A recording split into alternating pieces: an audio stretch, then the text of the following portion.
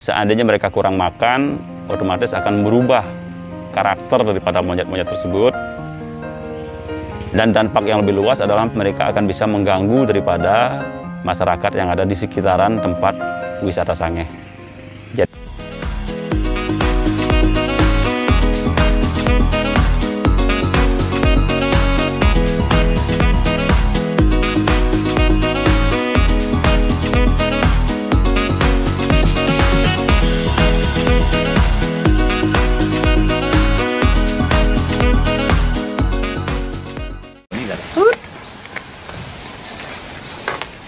Tarsan dilakut.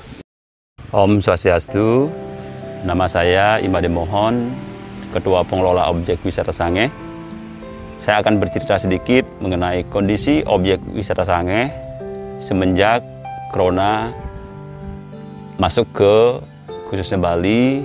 Kami sangat merasakan sekali tidak ada kunjungan, dan otomatis ini berpengaruh juga terhadap income daripada objek wisata. Demikian juga Desa Adat Sangeh, yang mana objek wisata Sangeh ada satuannya. Ini yang menjadi masalah buat kami. Karena apa?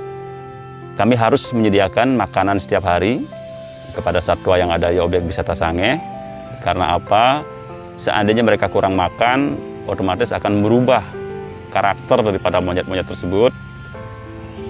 Dan dampak yang lebih luas adalah mereka akan bisa mengganggu daripada masyarakat yang ada di sekitaran tempat wisata Sangeh.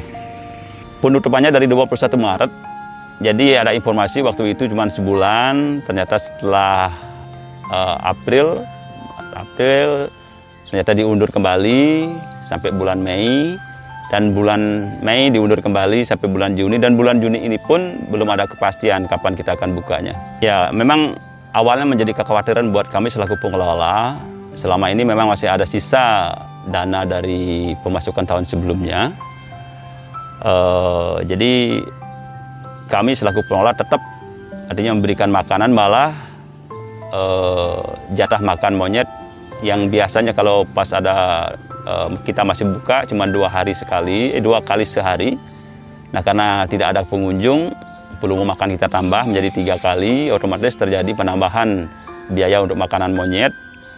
Nah, jadi kami juga merasa khawatir. Karena apa? Karena kondisi seperti ini sekarang, jadi income masyarakat berkurang. Kan tidak mungkin jadi mereka bisa melakukan hal ini kalau misalnya dampak COVID ini berkepanjangan.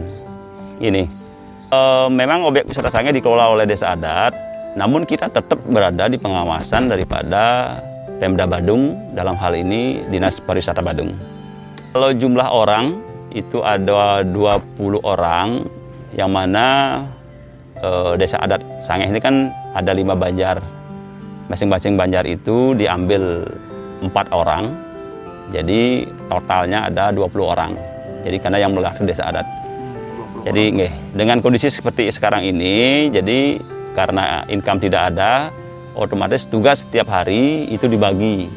Jadi kami dapat tugas setiap 4 hari sekali. Setiap hari itu ada 4 orang.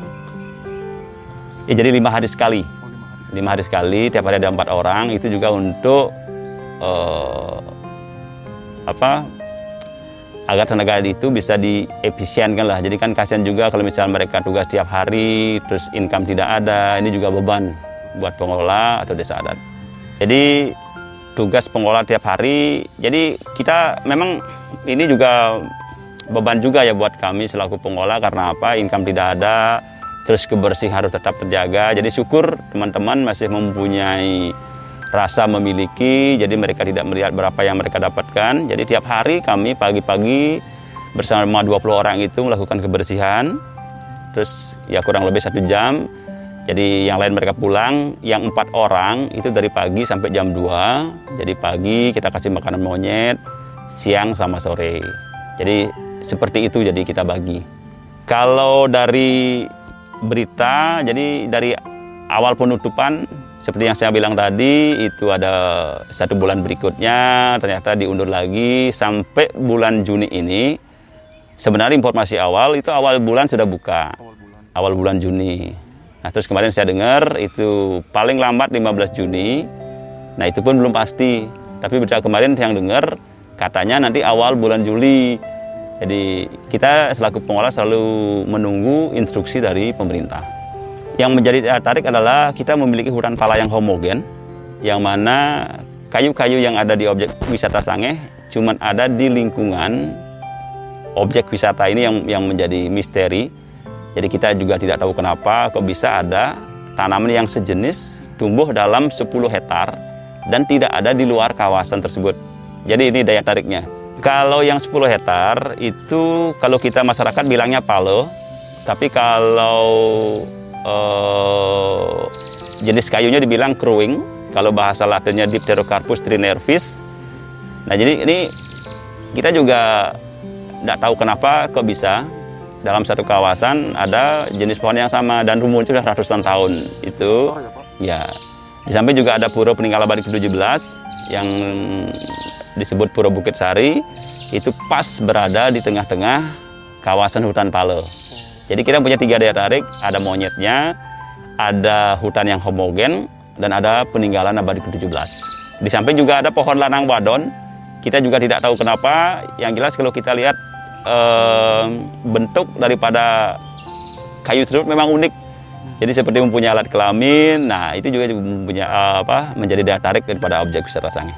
Oke, jadi kalau prewedding karena ini juga sudah merupakan kebijakan daripada pengelola untuk prewedding lokal itu kita kenakan biaya 200.000 dan untuk asing 500.000. Jadi itu sudah paket kalau misalnya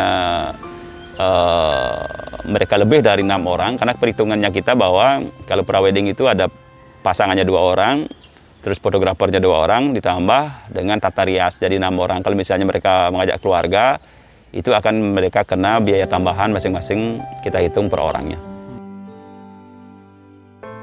Jadi kalau makanannya, yang jelas makan pokoknya mereka itu ketela, jadi kita harus siapkan ketela tiap hari. Terus siangnya, nah ini yang bervariasi, kadang-kadang pisang, roti, berbagai macam jenis buah lah. Jadi terus sore sama juga camilan. Di samping kalau objek buka ya makan dibawa oleh pengunjung, tapi dengan situasi tutup ya kita siapkan lah. Berapa makannya per hari Pak? Berapa kali? 3 kali lah, pagi, siang, sama sore. Ya lumayan, kalau dihitung-hitung hampir 20 juta lah 1 bulan habis. 1 bulan 20 juta. Biaya makan lagi. Untuk biaya makan saja.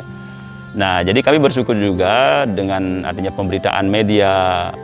Jadi banyak sekali donatur atau relawan yang ikut meringankan beban pengelola dengan memberikan makan monyet, di samping juga masyarakat kita di sini.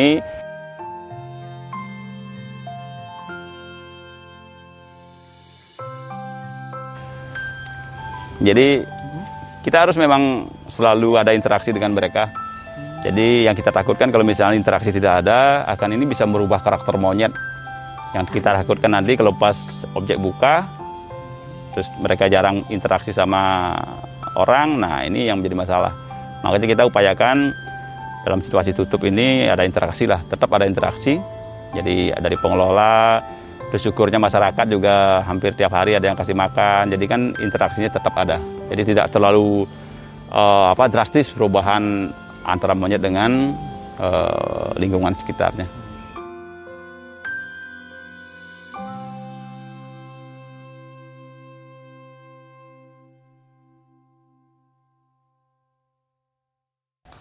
Karena sekarang kan situasinya dingin.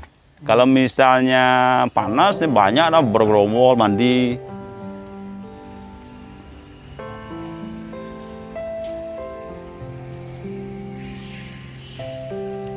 Yang kira hutan pinus nih kita. Dan beda. Memang menjadi prioritas setiap fotografer ya di depan ini. Depan ini ya Pak? Di depan Pura Bukit Sari. Jadi ada gapuranya, terus ada background puranya, ada kayu yang lurus-lurus. Nah ini yang menjadi prioritas. Jadi setiap prawedding, artinya fotografer yang datang, ini yang tidak akan terlewatkan. Momen seperti ini ya Pak? Ya ini yang tidak terlewatkan. Cuman kadang-kadang, memang kalau kita cari momen seperti ini ya memang harus di bawah jam 8 pagi lah.